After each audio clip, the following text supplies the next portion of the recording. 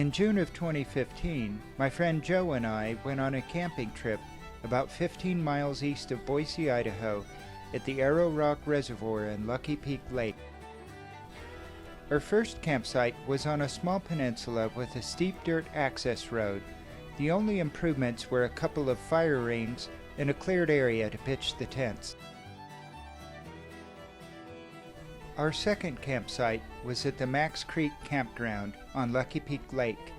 That campground had a paved parking area, sheltered picnic tables, pit toilets, and a hand pump for potable water.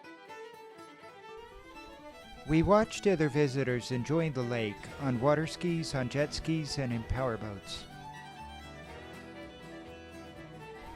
Some wild geese visited our campsite to forage for food. And now, Joe tells us his story. I'm camping off the grid because my roommate has got deployed to Afghanistan, so I don't have a place to live temporarily.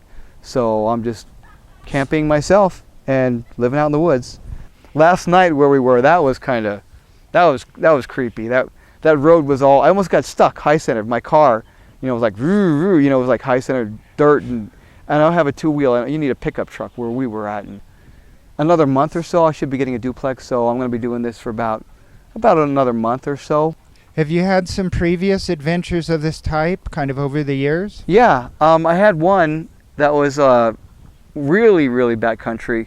About 4 years ago, my buddy Sam and I, we went up in the Bitterroot mountain range in between the border of Montana and Idaho, and his buddy's a pilot, so we flew in to this remote landing site way up in the Bitterroots, and we hiked out about 70 miles.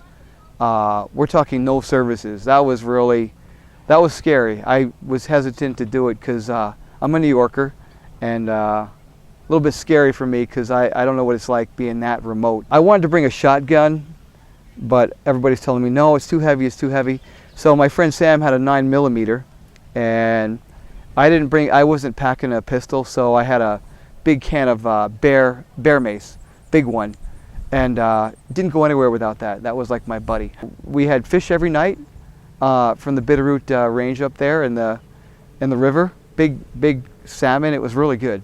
And last night we had grouse. Actually, we ate a grouse. My friend Sam went into the bush, and it was our last day on the trip, and he's carrying his 9mm, and he says, "Shh, wait, hold on." I'm like, "What?" He's like, "Shh," and he goes in there in the bush with his 9mm. I'm like, he's not going to get a little tiny grouse with the 9mm. There's no way. So I hear this boom, boom, and he comes out with the grouse, and we cooked it up. It was like organic chicken. It was really good. And one night we had rattlesnake. That was really good. I always wanted to try that because I saw it in the movies, But I still have the rattlesnake skin. I saved it. I put it on a mount, like on a wood piece, about that big. So that was my rattlesnake, and Sam got his. He was chasing one. He was like going over a hill, chasing the rattlesnake. I said, "Sam, be careful. Be careful, Sam." I thought he was going to go over the cliff. He was a little crazy. So he was like, he got his rattlesnake. So he has his and I have mine. Joe gives advice for people camping off the grid for the first time. Number one, be ready. I wouldn't go anywhere out in the backwoods without protection. I recommend the bear mace, and I went one further and I got a mace pistol. It's a pistol with mace in it. You can use it against bears or wolves or coyotes.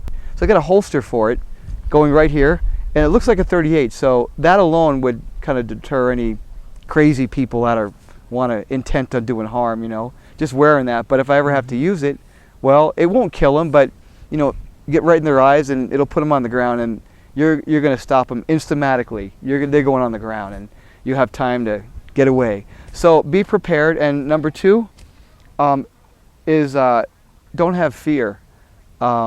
I know it's kind of weird, but when I first started this, first couple nights, it was a little tough because you're by yourself. When I was a couple weeks ago, I was up near Placerville, north of Boise, an old abandoned mining town near Placerville. It was really dark at night, and I'm by myself, and I'm like, I'm afraid.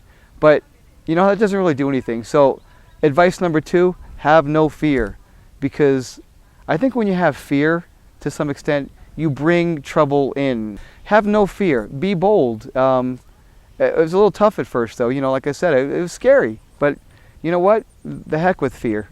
Yeah, just do it. Don't be afraid and just get out there. And it's pretty cool. I asked Joe to talk about other important supplies to bring along on an off-grid camping trip. The REI website has a camping checklist to help prepare for a trip. The list is very comprehensive, so I recommend that you just select the items that apply to your trip. Joe provides additional recommendations. So I think you should get a little propane deal, with a little propane deal where you have I used that when I went on another adventure I had. I went to Mount Rainier last fall with my buddy Nathan and his wife, and we bought a little camp stove, a little propane deal. He attempted to summit Mount Rainier, and I wasn't in shape enough, so I stayed at the base camp. But yeah, a little propane thing would be good for heating stuff. Another thing I really recommend, bring a lot of paper towels. Things get dirty. Your hands are always dirty, your face is dirty.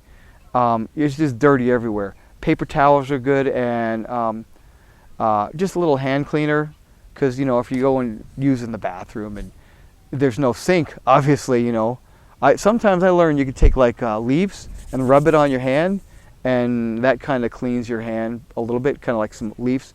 Just make sure it's not poison ivy. I don't recommend regular hand sanitizer because there's alcohol in it and all kinds of junk.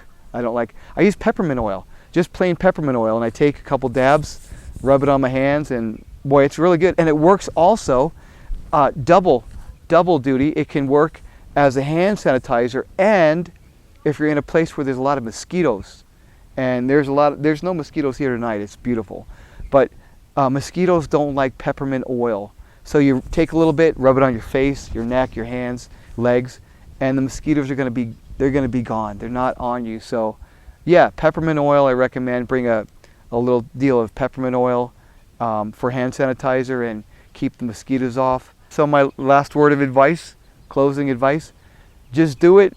Don't be afraid, have no fear, and enjoy the great outdoors. It's a great place.